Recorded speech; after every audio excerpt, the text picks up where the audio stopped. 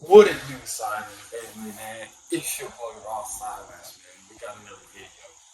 This one is going to be on a floating stock adapter, man. Let me go ahead and break this package up. So, some of y'all know, some of y'all seen this box and this adapter before. This is actually made by military overstock. It was on my cheapest floating stock adapter video thing. This is the replacement one they sent me. I never put it on anything, so I'm going to go ahead and try to put it on my Tall Metal State Armory's px-9. It's an ar-15 lower receiver. The upper receiver comes in 3 days. And then I'll be putting a full video up on that, so you can go check that out, actually. But I'm going to go ahead and put a floating stock adapter on this bad boy, and I'm going to show y'all how to do it. So, come with me, man. Alright, so first thing you want to do, most people, theirs won't actually look so much like mine. So what you're going to want to do is you're actually going to want to press these two pins out from left to right. So you'll push them from the left side to the right side through. Alright, you'll open the receiver, boom, you have those pins. You'll pull both of those out, you'll pull your upper receiver from your lower receiver, you'll sit your upper receiver away. Now make sure that phone run is clear before you go ahead and remove that upper receiver. Alright, now that we put them all ammunition and upper receiver, we'll go ahead and look at what comes in the parts. Alright, so we've got the actual folding stock adapter.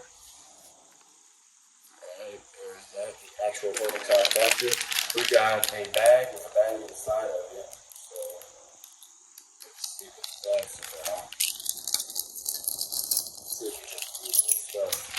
Alright, so we've got the AR bolt extension with that piece there. We're going to sit down here. Actually, we're going to sit on the left side here because it's a new part we have to use. Alright, we're just going to go ahead and knock out of these. Alright, so what will come in the bag will be 3 different Allen keys. They're all 3 different sizes. You have a small, medium, and a larger one. We're going to go ahead and set those to the side for now. Those should pretty much be your only tools. You have a spare spring and a spare detent, a retainer and spring for your buffer spring and weight. Set those to the side, and then this is what we will use to tighten the actual, not castle nut, but the inside barrel nut. So not even barrel nut, that's not a barrel.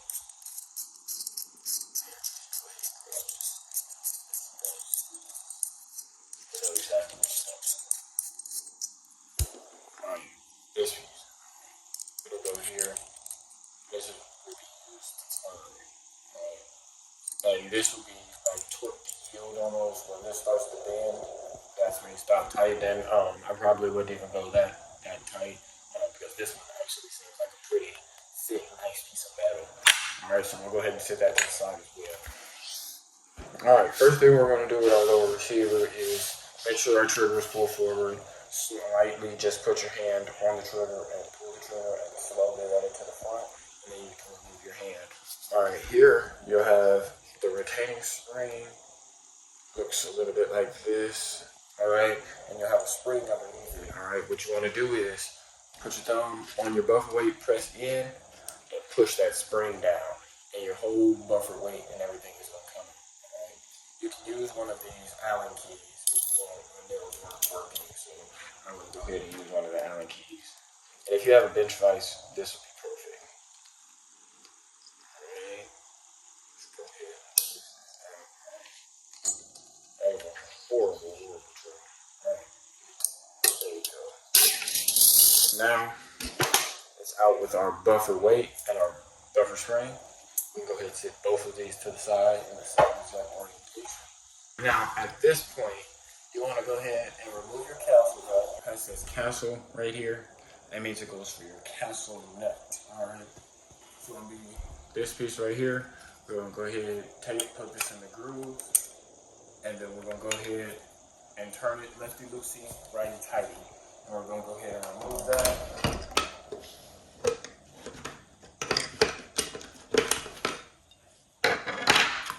Alright. We're just gonna back that off. Just back it off till it's too tight to spin with your hand. And then at that point, you good, all right? I got mine loose. All right, now be careful because there is a spring right in here. Press this button down and we can go ahead and start spinning right here. And like I said, lefty loosey, righty tighty. Gotta make sure that this back plate is out.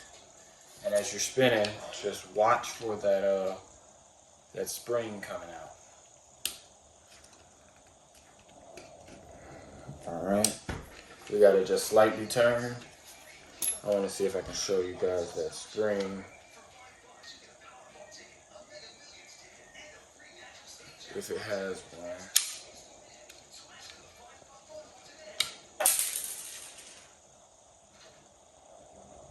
And the spring just went flying. Tried to hold it and it still went flying. Alright, so I have no spring in the back. I only have the spring in the front, and I tried to cover it with my hand as you've seen, but it still went flying, so give me a moment to go get that. Alright, now that we got our jumpy piece back, this piece goes right back on here, and it sits right in there, and it just sits in that groove on your buffer tube. Alright, so we'll go ahead and set those to the side. Magnetic tray. We'll go ahead and spin this off the rest of the way, like this. Alright. Boom. Free. Alright. This would be a good time to change out your capsule nut and your the sling mounts. This is a dual sling mount. Set this to the side. We'll leave this for the meantime. I'll go ahead and set that up there. Go ahead and take your folding stock adapter and go ahead and remove this screw at the bottom to remove your button and your spring and the cap. Alright. It's going to use your medium size Allen key, Allen wrench, whatever you would like to call it. Alright, go ahead and remove that. And once you have that off, just remember there's a spring in here, so just be careful. Go ahead and set that screw to the side as well as that Allen key. And we'll go ahead and remove this. Remember, it comes out just like this. Smooth. You can pull it up or you can slide it out. Remember the orientation in which it went. Sit it right in the same bucket. Press the button out and leave it all together, just like that. The button came just out, just like this. So it'll go back in just like that. Alright. So we're going to pull that out. We're going to put our spring back in. And we're going to set that out the way.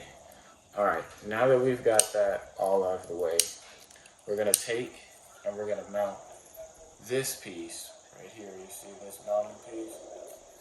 That's going to go directly against your receiver.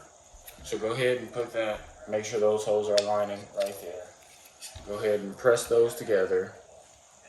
And now you'll take your cap and you'll go ahead, put it down in there, and you'll take the tightening piece and you'll go ahead and just spin it down.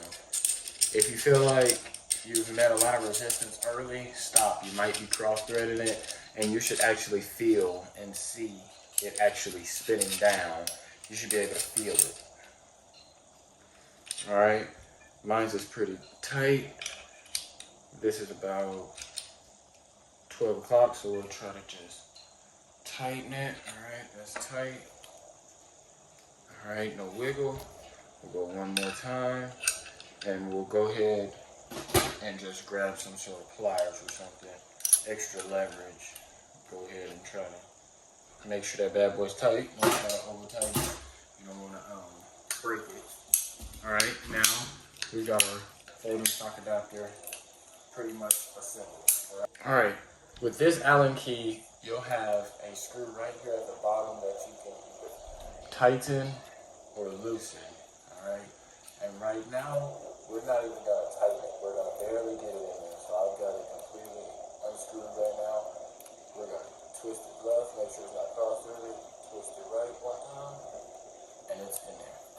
gonna leave it on just like that. Now we're gonna insert that spring and that retainer, that detent, that retainer, whatever you would like to call it. I know there's a specific name, so I'm sorry.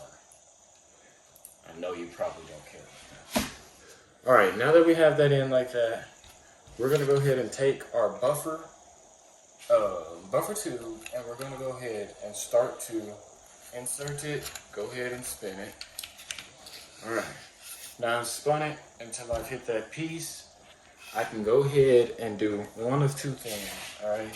I can go ahead and push that piece down each time it comes around and just go ahead and try to press that piece down, or I can simply drop it completely, all right? If that's what you would like to do, you can go ahead and take the screw out, the cap out, and drop the retainer piece out, all right? You can go one more turn, is what I would recommend, and then one more turn right after that. And that would be pretty much center. And don't worry about my brakes. I know y'all see it slide left and right, but that's for a reason that we might get into the next video. All right. So now we can go ahead, turn this upside down, drop in our retainer, make sure it falls all the way through, put in our spring, and hold on to our cap as we're pushing it down, because now we have spring retention, so make sure you don't cross the other. Alright, so we'll push down, we'll be careful, make sure we don't eat the threads up. Alright, there we go. Twist it in till it bottoms out. It'll have a bottoming out point, and that's how you know that it has proper tension. Alright, just get that snug. You don't need it really tight. Alright, now we have these two pieces on. Now this is where we'll go ahead and move up our castle nut tool, and we'll go ahead and tighten this bad boy down. Alright, put it back up here for you.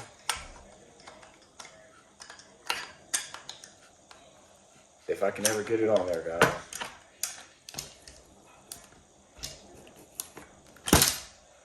Alright, that's one turn. I think we need about 2-3 more turns.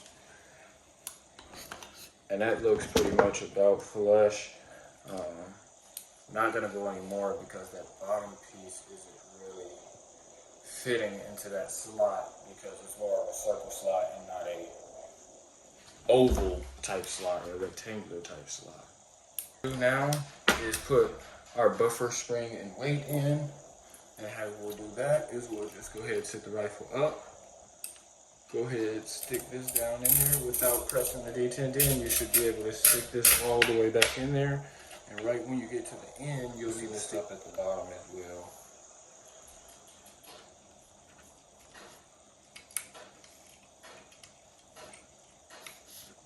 We're gonna give ourselves a lot of room to work with.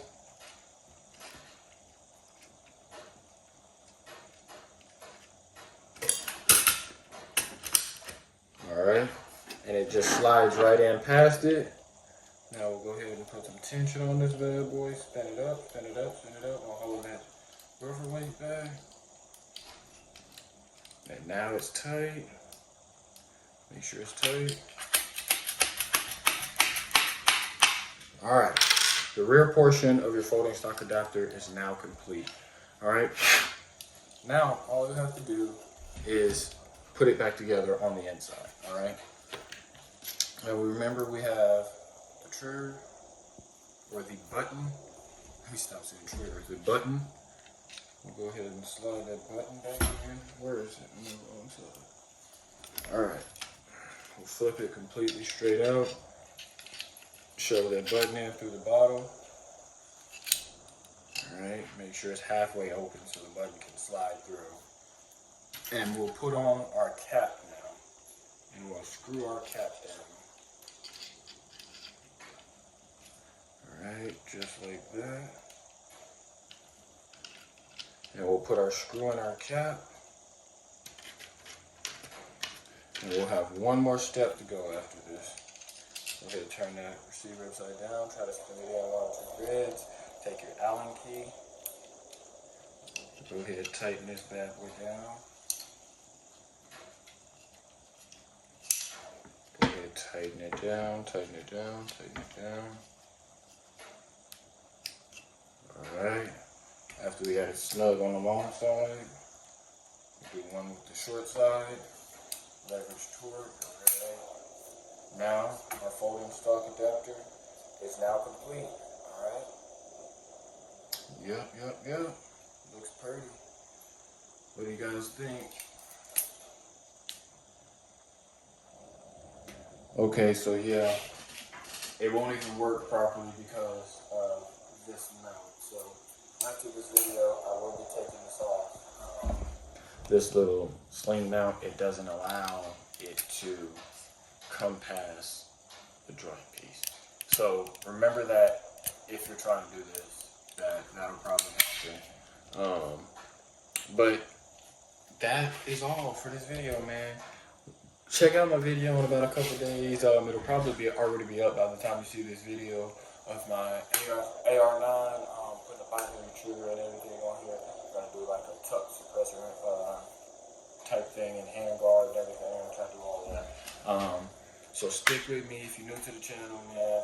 Drop a like, comment, and subscribe, man, for more. And until next time, man, keep shooting and stay dangerous.